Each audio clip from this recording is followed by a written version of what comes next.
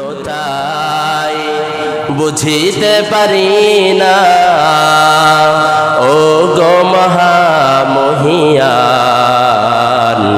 তুমি সবখানে বিরাজমান। আমি ক্ষুদ্রতায় বুঝিতে পারি না ও গো মহামহিয়ান,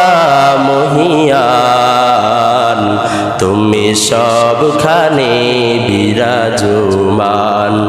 পাহাড় সাগরে নদীর কল্যাণে ঝর্ণার পড়ে বাতাসের হিল্লনে, পাহাড় সাগরে নদীর কল্যাণে ঝর্ণার পড়ে বাতাসের হিল্লনে, ও শরমরুন তপ্ত বালুকায়, ও শরমরুন তপ্ত বালুকায় শুনি তোমার গুণগান।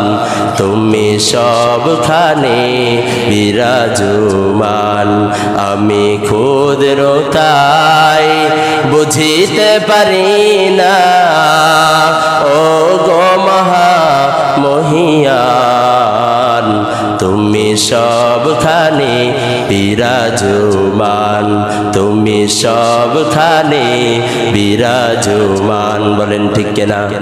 ও ভাইরা, বাতাসের দিকে তাকান। এই বাতাসটাকে কে নিয়ন্ত্রণ করতেছে? ও ভাইয়েরা, পানির দিকে তাকান। নদীর এক পানি এদিকে যায়, আরেক পানি এদিকে যায়। এই পানিকে কে নিয়ন্ত্রণ করতেছে? আকাশের দিকে তাকান। হাজারো হাজারো লাখ কোটি কোটি পাখি, এই পাখিকে কে রিজিক দিতেছে? পাহাড়ের দিকে তাকান, কিভাবে পানিটা ঝর্ণা পড়তেছে পড়তেছে। যেদিকে ঝর্ণা আল্লাহ চালু করে দিয়েছেন, কিয়ামত পর্যন্ত এই পানি পড়তেই থাকবে। কে পানি ফেলাইতেছে? আমাকে আপনাকে ধারাবাহিক ভাবে দুনিয়ার জমিনে পাঠাইতেছেন। একটু চিন্তা করে দেখেন, আমার আপনার মা, আমার আপনার বাবা, আমার আপনার ভাই, আমার আপনার বন্ধু, আমার আপনার এলাকাবাসী ধারাবাহিক ভাবে একে একে মৃত্যুর স্বাদ গ্রহণ করে কবরে যাইতেছে। এই সবগুলা কে করতেছেন? আরেকটু জোরে বলেন, কে করতেছেন? এই সবগুলা যে আল্লাহ করতেছেন, এগুলা নিয়ে যদি আমরা চিন্তা করতে চাই, তাহলে কোরআনের কথা শুনতে হবে, কোরআনের কথা বুঝতে হবে। আর যখন কোরআনের কথা শুনবো, কোরআনের কথা বুঝবো, তখন আমাদের অন্তরটা সুন্দর হয়ে যাবে, পাক হয়ে যাবে, পবিত্র হয়ে যাবে। তখন নামাজ ভালো লাগবে, রোজা ভালো লাগবে, কোরআনের আলোচনা ভালো লাগবে, কোরআনের কথা ভালো লাগবে। আর যদি কোরআন থেকে দূরে সরে যাই, কোরআন থেকে যদি নিজেকে দূরে সরিয়ে নেই, আপনার অন্তরের মধ্যে আল্লাহর মহব্বত হবে না, শয়তানের মহব্বত হবে। বলেন ঠিক কিনা?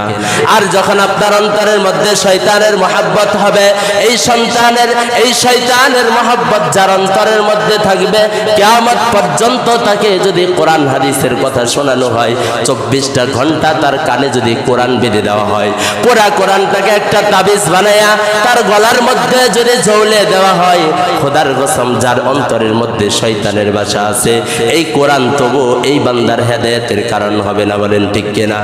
এজন্যই বাবা, কোরআন শিক্ষা করা, কোরআন যদি আমরা সন্তানকে শিখাই, কোরআন যদি আমরা নিজেকে শিখি, তাহলে অবশ্যই মৃত্যুর সময় আমাদের মৃত্যুটা আসানি মৃত্যু হবে। বলেন ঠিক কিনা? আমাদের মৃত্যুটা অবশ্যই ঈমানি মৃত্যু হবে। আর ঈমানি মৃত্যু যদি আমাদের হয়, দুনিয়াতেও আমাদের সম্মান আল্লাহ অনেক বাড়িয়ে দিবে, হাসরের ময়দানেও সম্মানটা বাড়িয়ে দিয়ে আমার আপনার স্থানটা আল্লাহর জান্নাত করে দিবে। বলেন সুবহানাল্লাহ। সম্মানিত হাজিরিন, দুনিয়াতে থাকার জায়গা না, চলে যাইতেই হবে। যে চেয়ারে বসে, যে মাটিতে বসে, যে প্লেনে চড়ে, যে পায়ে হেঁটে চলি, সকলেরই কবরে যাইতে হবে। একটু মনটাকে নরম করেন, আল্লাহর কোরআন হাদিস বোঝার চেষ্টা করেন, কোরআনটাকে সঙ্গে বানান। রাসূলের সুন্নাহর উপর আমল করেন, ঠকবেন না, জিতবেন। আপনার সম্মান আল্লাহ জমিন থেকে আসমান পর্যন্ত বাড়িয়ে দিবে। সকলে বলে আমিন। আল্লাহ তাবারক ওয়া তাআলা রব্বুল আলামিন এই বেনামাজির 15টি শাস্তি থেকে দুনিয়াতে এবং পরকালে আল্লাহ আমাকে আপনাকে সবাইকে হেফাজত করুন। সকলে বলে আমিন। 5 ওয়াক্ত নামাজ পড়ে দুনিয়াতে নিজেকে সম্মানিত করার, জান্নাতের মেহমান হওয়ার তৌফিক দান করুন। সকলে বলে আমিন।